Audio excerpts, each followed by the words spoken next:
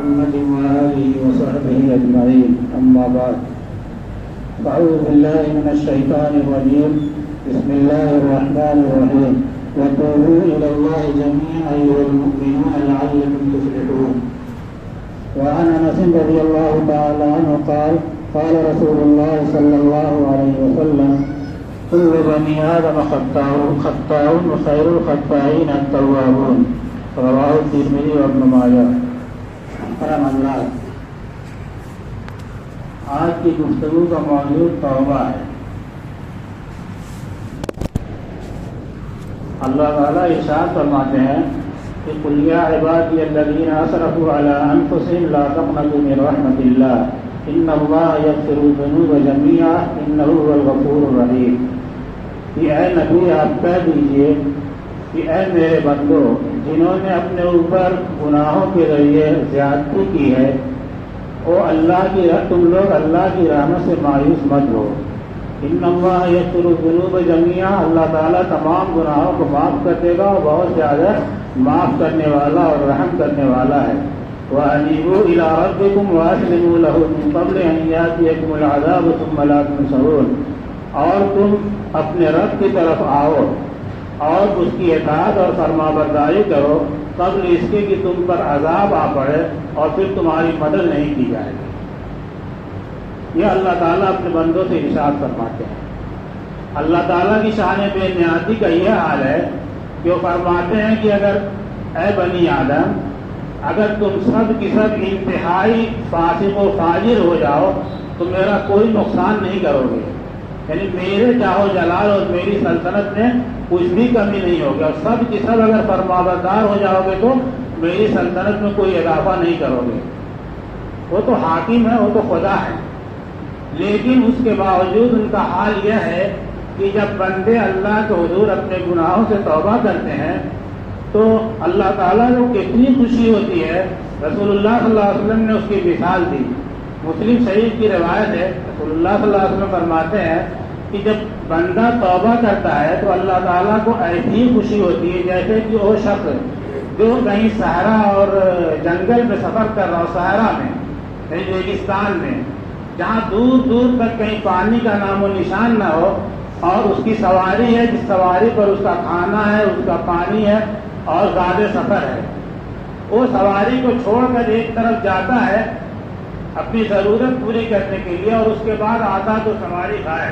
اب تو پریشان کرے تو کیا کرے, زندگی کا سارا سامان تو اس پر موجود. وہ اس کو تلاش کر کر کے تھک کے مایوس ہو گیا اور سمجھنے لگا کہ اب جتنی دیر زندہ ہو گویا اپنی موت کا انتظار کرنے لگا اور وہ جا کے ایک ٹیلے پر سر رکھ کر پڑ گیا کہ اب کیا ہے, اب جتنی زندگی ہے اس لیے کہ اب تو بچنے کی کوئی صورت ہی نہیں. اسی میں اس کی آنکھ لگ گئی اور اس کے بعد جب آنکھ کھلتی ہے تو دیکھا کہ سواری موجود ہے, سارا کھانا پانی اس پر موجود.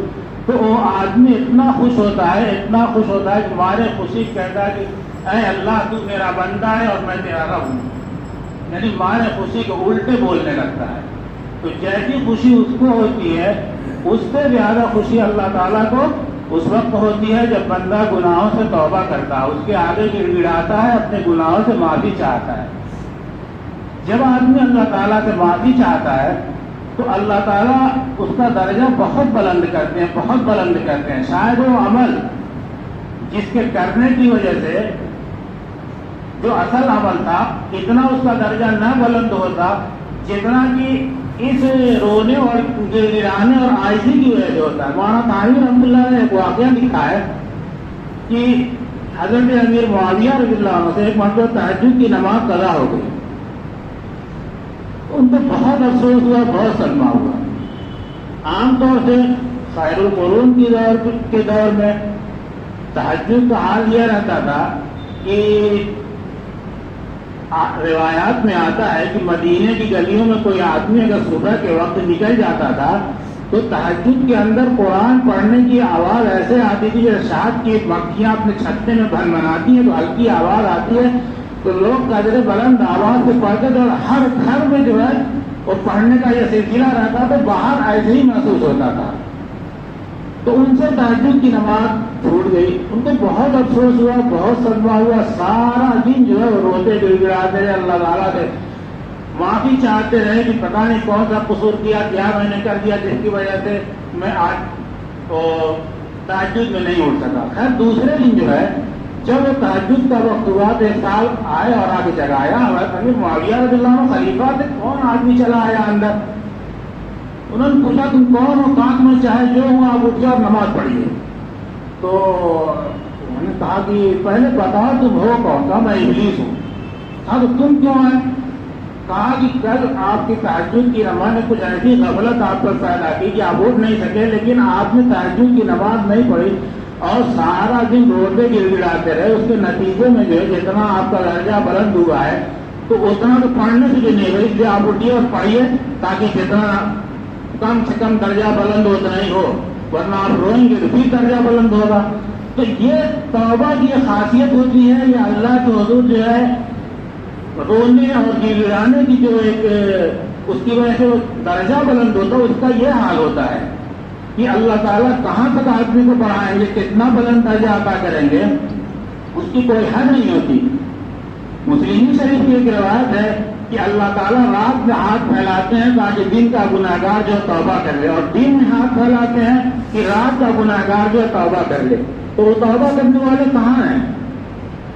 ایسا تو ہو نہیں سکتا. جو حدیث میں نے پڑھی ہے کہ کل بنی آدم خطاؤن, کہ تمام کی تمام بنی آدم کی اولاد جو ہے وہ خطا کار ہے.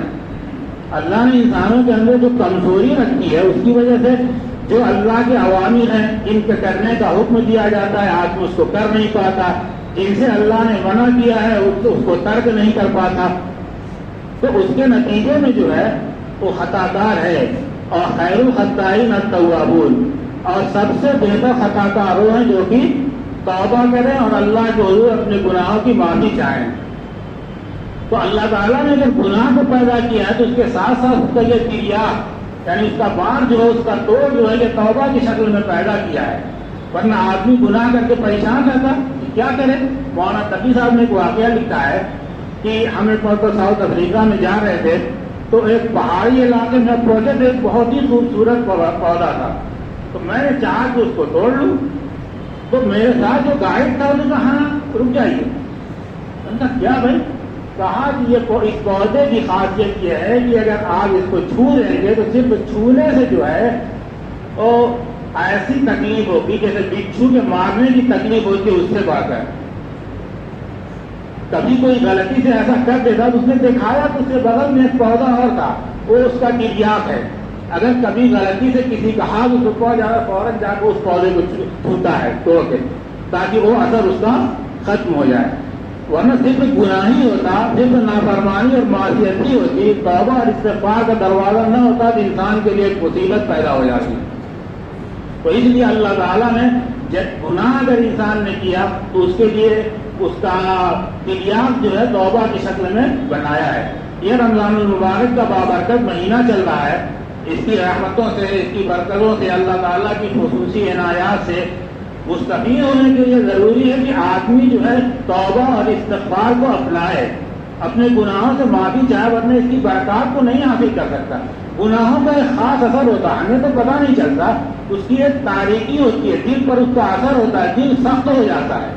پھر آدمی جو ہے خیر کی طرف اس کا قدم اٹھتا ہی نہیں. آپ سوچتے ہوں گے, لوگ کہتے ہیں کہ جی نہیں چاہتا, طبیعت ایسی ہو گئی. وجہ یہ ہوتی ہے کہ جو کچھ آدمی غلطیاں کرتا رہتا اس کے نتیجے میں اس کا جو اثر پڑتا ہے دل پر, اس کی وجہ سے خیر کی توفیق کم ہو جاتی ہے, اور مسلسل گناہ کرتا رہے اور توبہ نہ کرے تو ختم ہو جاتی ہے.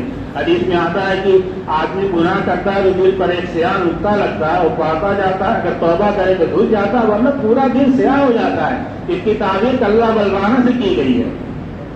تو آدمی جو ہے ان بقیہ جو 4-5-6 دن رہ گیا ساتھ کے تو توبہ کرتا ہے اپنے گناہوں سے, اللہ تعالیٰ کی جو حضور معافی چاہے, اور ایک عزم کرے اور ایک عہد کرے کہ اللہ تعالیٰ کے جتنے عوامر ہیں, جتنے اس کے احکامات ہیں, ہم صدق دل سے جو ہے کوشش کریں گے کہ اس پر پورے طور پر عمل کریں, اور جو اللہ تعالیٰ کے منہیات ہیں جن سے اللہ نے منع کیا ہے غیبت ہے، چغلی ہے، جھوٹ ہے، دھوکہ دینا ہے، ان تمام چیزوں سے ہم بچتے رہیں گے اپنی بساط پر جہاں تک ہو سکے اللہ تعالیٰ کی مدد ساتھ رہے گی. تو اس کے لیے کوشش کریں اور محنت کریں، جتنا ہو سکے جو نیک عمل ہے اس کا معمول بنائیں اور اللہ تعالیٰ کے حضور بھی اپنے گناہوں سے معافی چاہیں، تاکہ رمضان کے وقت اللہ تعالیٰ جو ہے وہ جنت کا دروازہ کھول دیا جاتا ہے کہ ہم اپنے عمل کے ذریعے وہاں تک پہنچے، آسمان کے دروازے کھولے جاتے ہیں کہ اللہ کا جو انعام ہے اس کو ہم حاصل کریں. لیکن گناہوں کی نحوست ایسی ہوتی ہے جو ان سب چیزوں کو